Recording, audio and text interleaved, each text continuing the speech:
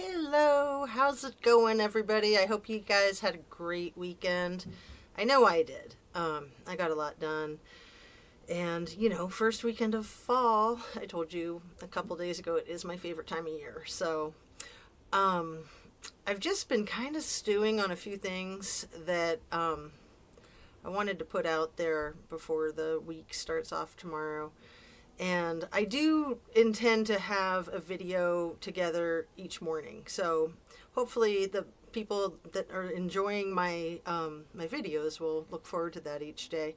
And, I try to keep them around 15 minutes, 25 minutes, somewhere in there. Some are a little shorter, some are a little longer. But, my goal here is to try to keep this case in the public's, the forefront of kind of the collective mind of the public. I really fear for the buffoonery getting the better of folks. Now, the way this case has gone is ridiculous. I mentioned in the short video I made yesterday, the guy who is the Placer County Sheriff, Wayne Wu, is not the kind of person who should be in law enforcement, in my opinion. He is exactly the kind of person that you do not want to give a gun and a badge and a license to kill to, okay? Police have a lot of power, a lot of power. And in that situation in Placer County, the sheriff is elected. So it's my guess that the public had no idea who they were electing. But now that they should know, that affidavit that became public, again, thank you to CNY family. And I think it's like my fourth video that I made that I just read the affidavit for 30 minutes. It's just about 5 pages, double space typed, and feel free to look for it and read it yourself. If you Google Placer County Wayne Wu affidavit, it'll come right up. And I just think people really need to know what the situation is with him. It's extremely important that he set the stage for this case, all right? So the other people who are in on the case, like the Nevada County Sheriff, the FBI, the California Highway Patrol, they all had to work with him as the lead to begin with, right? And then once Kylie's remains were discovered in the jurisdiction, not his, the Nevada County jurisdiction, and in the park, so in the National Forestry or whatever it is exactly, they have like their own FBI. They have their own park rangers, but then they have like their FBI types that deal with homicide. So still, they all had to deal with that sheriff being the guy in charge of the case. So it really set the stage for where we are at now. And my fear is that it's going to set the stage for a completely BS disposition at the end. So a couple of things I wanted to touch base on aside from that. That was one of the most important things. The other one is this news you guys have probably heard. Jagger moved into the Lost Trail Lodge with his girlfriend Kate. My personal feeling on this case is that I don't feel like it could get any worse. And then it feels like each day it gets a whole lot worse.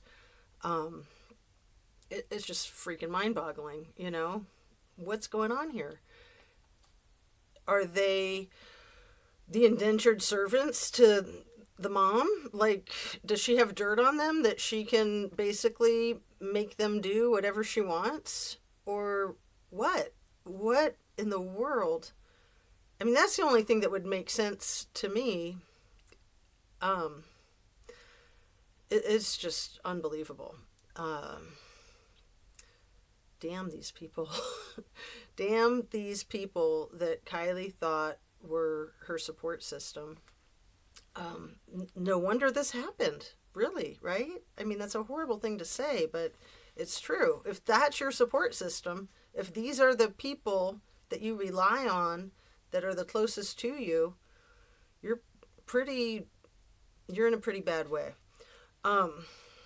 So, Jagger is like some kind of bad boy, I think. That's usually the appeal with somebody like him. And I'm just curious what type of history he has. Like, was he a juvenile delinquent? We know that he graduated from the continuing school, which to me means like an alternative school, which is often for people who've been to juvenile detention. So I'm curious. I'm curious what types of laws the kid has broken potentially. Very, very curious. So the other thing I wanted to talk about, and then I'll be done for tonight, is if you guys aren't familiar with an all-American Cartel LLC, I think that's what he calls himself. He's another YouTuber who I have been getting a lot out of lately. And he did one yesterday. It's called something like Zavgirl versus Morbid Reality. And so it's a clip from one of her shows that was recent where this guy who calls himself Morbid Reality, a YouTuber, I guess, who to me was obviously SF Investigates. I mean, it couldn't be more obvious. Everything he said, the way he said it, his sentence structure, his word choices, his messed up attitude. He went after Zavgirl, coming on like, hey, Zav, let's talk. And then, I mean, he was just twisted. Like, it's fine for you to, challenge somebody. But first of all, be upfront about who you are and what you're doing. All of these people, when they're pretending that they're not themselves, like Jane Doe 1 and Jane Doe 2, and all of these people, Ronnie, God, I mean, all of these fake characters are just sus as hell. They're ridiculous. They're absolutely ridiculous. So this situation, I really think that people need to watch that video of an All-American Cartel LLC and check out that clip of Zavgirl getting attacked by a douchebag who calls himself Morbid Reality, and he's got this like Skeletor insignia thing for his profile pic. He is first, again, just like SF Investigates, he's talking out of both sides of his mouth. He's contradicting himself. He just is like so spineless. He does not even know what he's saying or where he's coming from. So he's trying to basically make Zav feel horrible for doing what she does. And, in my estimation, he was very short, not too short, of threatening her. Well, how would you feel if it was your family and these YouTubers were, going on and on? How would you feel if you were the Ruseks? He's going back to the Watts case where she started. And then he's talking about Kylie's mom. And, I think about these things a lot. I'm a family therapist by profession. And the last thing I want to do, and I think the last thing most of us want to do, is make anything harder for a family member who's already suffering immensely, right? I think that people like Shanann Watts, if you're familiar with the Watts case, or Kylie Rodney, I feel like these beautiful women should not be forgotten, and that their spirits would be delighted, or are delighted, that they're being spoken about on social media. It's a very powerful thing. It touches a lot of people, and it's meaningful. And the true crime community is not about, in my niche of the true crime community, it's not about gore. It's not about horrible things. It's about trying to help situations where there's devastation and where there's victimization. You know, we don't want to see more violence against women. And that's so much of what draws me in, is trying to help just that whole culture of domestic violence. It is not always women that are the victims. There's certainly men that are victims of domestic violence. There's gay couples that have domestic violence, which is even harder to deal with, I believe, than it is for a woman who's the victim of domestic violence. I think men have a harder time being victims, and in gay relationships, it's extremely hard to get help. And it's very, very crucial that people get help. If they don't, it's the chances of it becoming deadly is too great. It's too great. I mean, it's a horrible way to live anyway. Any kind of abuse, physical abuse, emotional abuse, sexual abuse, any kind of abuse is not okay. And, you know, most of these cases that I have a real passion for are cases of domestic violence. So, you know, we don't know if this Kiely Rodni case is a case of domestic violence, but it is looking to me like that's a extreme likelihood. You know, and I said it once before, you know, maybe Sammy was bi. Maybe she had a thing for Kiely. Maybe that was part of what's going on here. Again, let me say right here that everything I say in my videos is my opinion only, is sheer speculation. It's for educational and entertainment purposes only. You know, I mean, Kiely was a beautiful young woman, and I'm sure she was the object of many, many people's desire.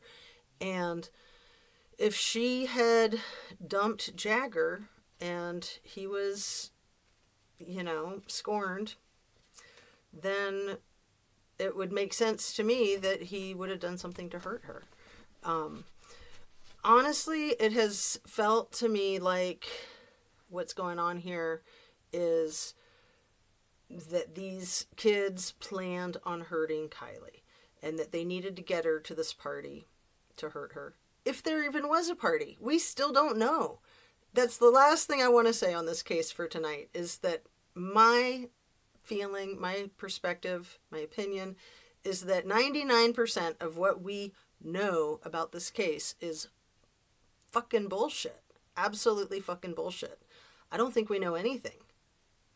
We know that Kiely's deceased, and that's about it. And, you know, these people are just liars. They're never going to tell the truth. We can all continue to try to push for the truth. But that's my fear, is that we're never going to get to the truth. And, you know, the truth sets people free. It really does. So I'm hopeful for Kiely that the truth will come out. I'm really hopeful that this week we will get an update. Cause of death, manner of death, date of death. It's just a gory, grisly, heinous situation, and it's time for some information to be put forth. This is absurd. I just can't help but wonder what it's like for the teenagers in Truckee that just started back at school this last month. You know, especially the kids that were at that party. But any of them, whether they were there or not, of course, I'm sure everybody's talking about this and, you know, all of the national attention that the case has gotten. So I'm going to wrap it up here. Thank you for tuning in, and, you know, take care of yourself, take care of the people around you. I hope you all get a good rest tonight and can kick off the beginning of a really good work week. So I think feeling productive is important, and, you know, finding meaning in what we do for money for our profession is extremely important. So, you know, if you're not happy with what you're doing for work, try to find something that makes you happy. I'll talk more about that later. I'm quite the entrepreneur. I was a entrepreneur as a teenager doing jewelry. Actually, I'm wearing some earrings that my mom and I made long time ago. But that was my first business, and then as a psychotherapist, I had a private practice, and then as a mom, you know, I'm trying to start this YouTube business. So I really appreciate you. Please hit the thumbs up if you forgot. I always forget to say it in my videos, and I forget to do it when I'm watching other people's videos. Hit the thumbs up. It makes a big difference in the algorithm. If you would be so kind. And if you haven't subscribed yet, please do. Please share. Please comment. And I really enjoy reading your opinions. It's really fascinating. It absolutely is quite cool. I mean, I'm getting such a kick out of doing this and feeling like I'm connecting with folks that I've never known and likely will never know. But it's really meaningful. It's neat. So thank you. Thank you very much. And I'll see you in the morning. Take care. Have a good night.